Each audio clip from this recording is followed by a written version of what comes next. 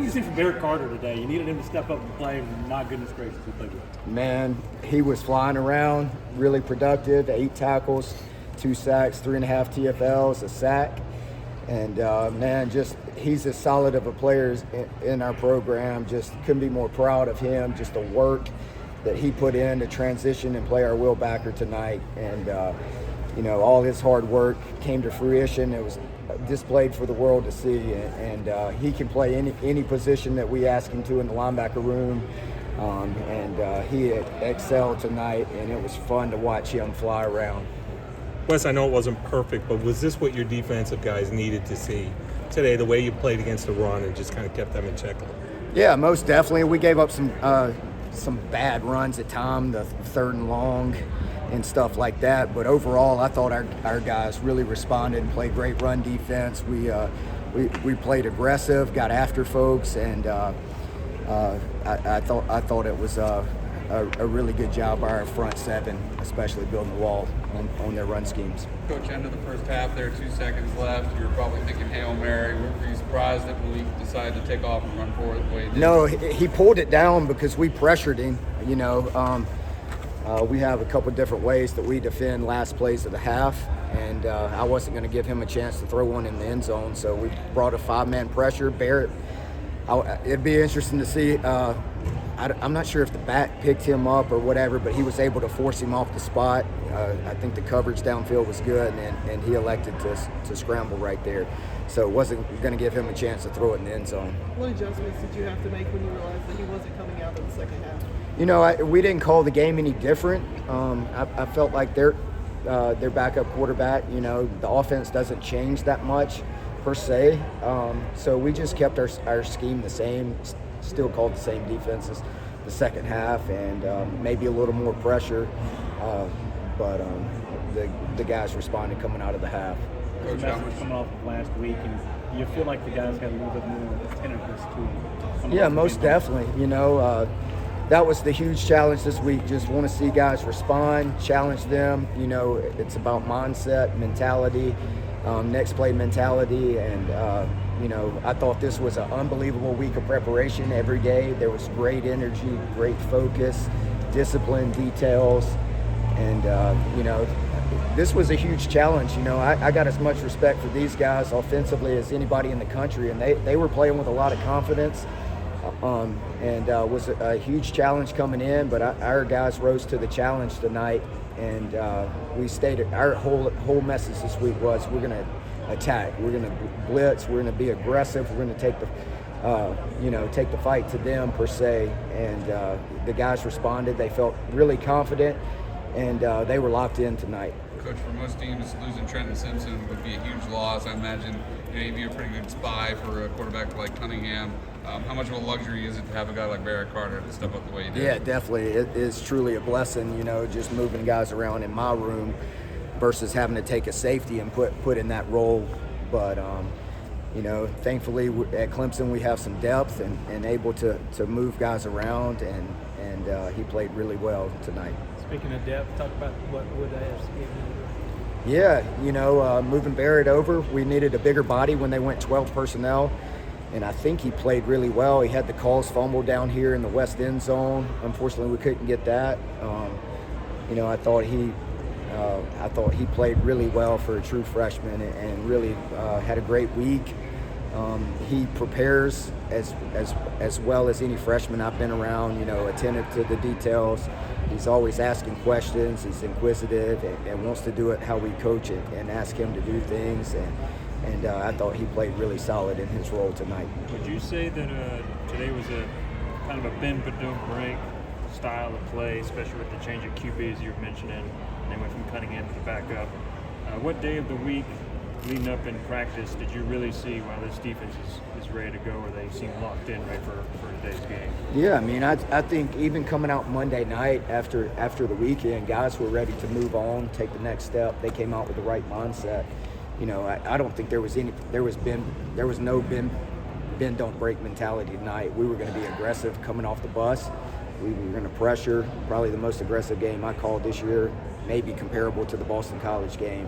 But we were going to take the fight to them, and you know, I think think they gave us a great opportunity to defend their read option schemes, and just wanted to be aggressive, and the guys felt really confident and comfortable in what we were doing, and they got the details down early in the week, and I knew that we had the opportunity to play really well tonight. Is that a mindset you can take forward, and can the defense build off this going into the last 2 games of the season? Yeah, most definitely. You know, we're still growing. You know, obviously, you know, moving Barrett over, that's a new position for him. I think, you know, just guys continuing to grow in their roles, and you know, every week there's a new offense, new game plan. So, you know, different game plans call for certain guys to be in the game, different looks, different schemes, and our guys are getting more comfortable every week. Obviously, Barrett Carter's versatility to cover and rush and cover the run lends to Sam, but being in the box, I mean, is there another aspect of his skill set he's able to kind of display in there? He's unbelievably natural at all 3 linebacker spots, Sam, Mike, and Will. Like, just the intelligence, he has great vision, great feel for the game. He understands backfield sets, understands run fits. He understands a lot of things that just allow him to play extremely fast and physical. And, you know, unbelievably talented, but just his work ethic also separates him. There's nobody that prepares harder. He's always in there studying film and putting in time on his own. You know, we only have limited amount of hours with these young men, and he does such a great job preparing himself like a pro, and just unbelievable night by him. You talked about guys continuing to grow. How much was this last week an opportunity for you to grow? Yeah, definitely. You know, unfortunately, first loss as a coordinator, and just, you know, you don't change anything really. When you have your process and you believe in your preparation, you just go back to work. You know, Sunday's Sunday, Monday's Monday, Tuesday's so forth and so on. But you know, we challenged our guys. You know, it's all about how we respond, and they responded the right way tonight. Coach, 2-minute offenses are always kind of hard to stop, but we've seen Florida State, Notre Dame, and today offenses put together drives at the end of the half, end of the game. Any thoughts? Is that maybe something to work on, or is it just as simple as that offense being hard to stop at the end of halves, or any thoughts there? I mean, the first half we kind of stayed a little. We played some loose zone coverage, but the last play of the half we pressured. I wasn't going to let him throw the ball in the end zone, so we brought up one of our end of the half pressures, and he pulled the ball down. We were able to get pressure and come free, and then the last drive of the game, just unfortunate there. A couple missed run fits allowed them to get plus territory, and then we had subbed our corners, and just numerous things that's more self-inflicted versus what we saw. Wes, I'm sure you've talked about this, but just Barrett coming in and playing the way he did and kind of moving positions a little bit is what you see. Yeah, I mean, he's special, and the kid our young man just works really hard. He prepares like a pro, has an unbelievable mindset. He's super intelligent. Obviously, he's athletic and can do a lot of things, and he can play all 3 positions for us. We could move him next week. He could play Mike. He'll go back out and play Sam. He'll play money on 3rd down and cover the tight end.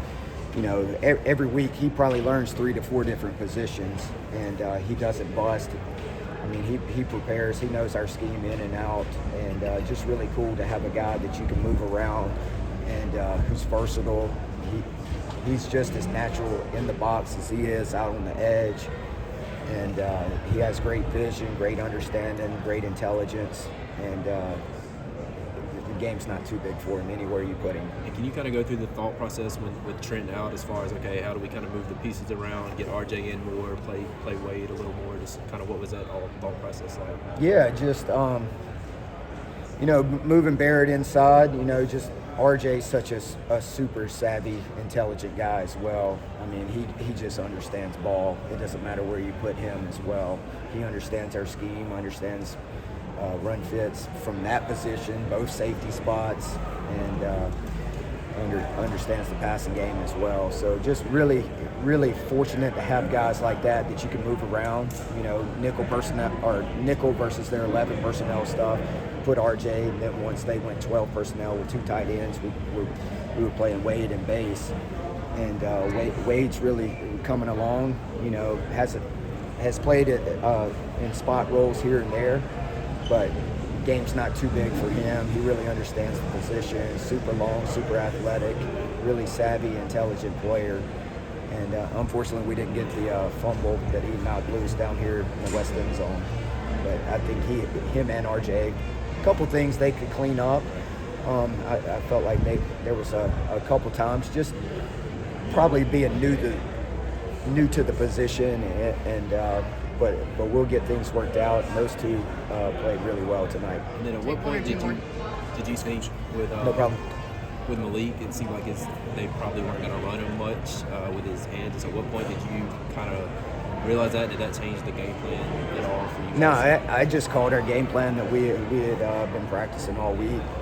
No matter what his feel was, or even when they changed quarterbacks, our mindset still stayed the same. They run their system. I haven't noticed a huge change when they change quarterbacks. So our mindset was to stay aggressive and get after them tonight. And then can I just ask the 44-yarder, just from your vantage point, kind of where that went wrong? That was on the 3rd down, right? 3rd down? Yeah.